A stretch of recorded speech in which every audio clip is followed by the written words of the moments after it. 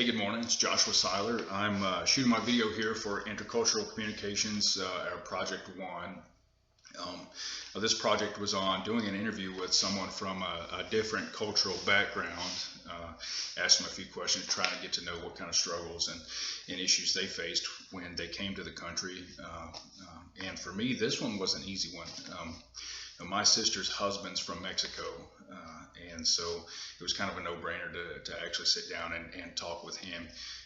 At the same time, they've been together for 6-7 years or so, and I have been away. I've been traveling to different parts of the country for work for the last 6 years, and I haven't really gotten to know him that well. I've never asked him questions such as this or got to know him, on a deeper level. Of course, I've met him and talked to him a few times and spent, a couple days with him here and there, but nothing like, no conversations kind of like what this one was about. So it was a really good opportunity for me to get to know my family better. And so I can appreciate that for sure. So his name's Joel Bravo.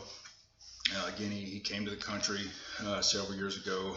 He and my sister got married a few years back, and they have 2 beautiful children. I've got 2 awesome nephews, Jorge and Sebastian. And so just jumping right into the questions I asked him. So so Joel, what were some of the hardest things you went through in coming to the United States? And he said, he not knowing if he was going to make it across. It was very dangerous, and I'd heard a lot of horror stories before crossing. It was hard to trust people, even his own people. I can't imagine that. But so I was miles away from everything I was used to. So young man in a tough situation, not knowing who he could trust or things to do. So what were some of the difficult things about being here? Both at first, when you first got here, and then currently what are some things that are difficult? And he said at first there were language barriers, and it was hard to find people that would help him get established. Even things like take him to work or take him to the grocery store. It was hard for that to happen. Now, I can tell you now, Joel, he was studying to be a teacher back home in Mexico. He's smart. He's very smart. He's an educated person. So he learned the language very quickly. He speaks perfect English now.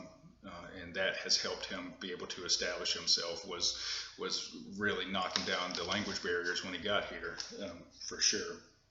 He said currently it's still hard because he's still not able to be accepted by everyone, and it's hard to once you get your green card, just keeping it, staying legal.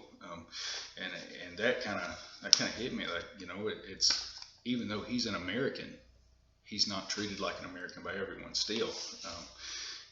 And that's kind of a punch in the gut for all of us that consider ourselves decent, American people. America is supposed to be a melting pot of everyone, yet we still treat people like they're less than we are. So what kind of things culturally or religiously, belief-wise, do you still hold on to from your life in Mexico? And he said his religion has not changed, nor never will, nor his ethics. And he was always responsible for family. He came from a home where he was the oldest brother, and he took care of his family when his dad was unable to. And his family's always in his heart, and he says God and family are very important to me. And he means that when he says it. He's very convicted by that, for sure. So what kind of things did you let go of, or do you do differently from your life in Mexico now that you're here? And he said he no longer celebrates the Day of the Dead, and he doesn't, even though he's religious and God is important to him, he doesn't go to church regularly here. He said those things no longer have the same symbolism that they had to him in Mexico because they're celebrated differently here in the United States. I said, what are some of the challenges you faced in becoming a citizen? And he said the process of getting his green card was long and drawn out and very challenging. He had heard stories, or I think the United States would kind of say, hey, it's an easy process or something.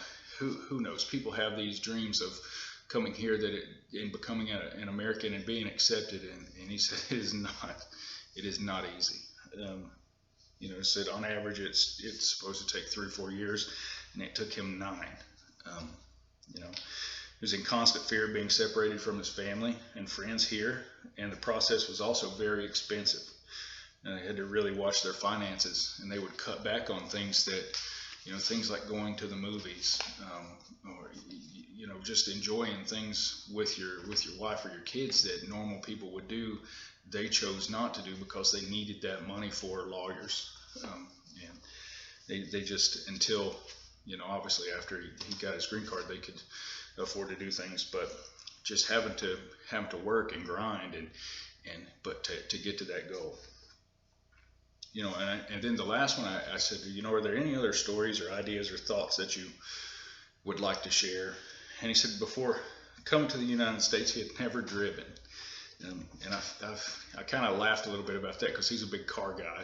Maybe that's why he's a car guy. He had to wait so long to actually drive one. But and then he said he crossed the border with only his uncle. And his uncle was his only friend or his only family member, the only person he knew here for a long time. And he said before he met my sister, he met his wife, and then they had children. He said having no family here was so tough, but looking at where he is now, he would definitely do it again.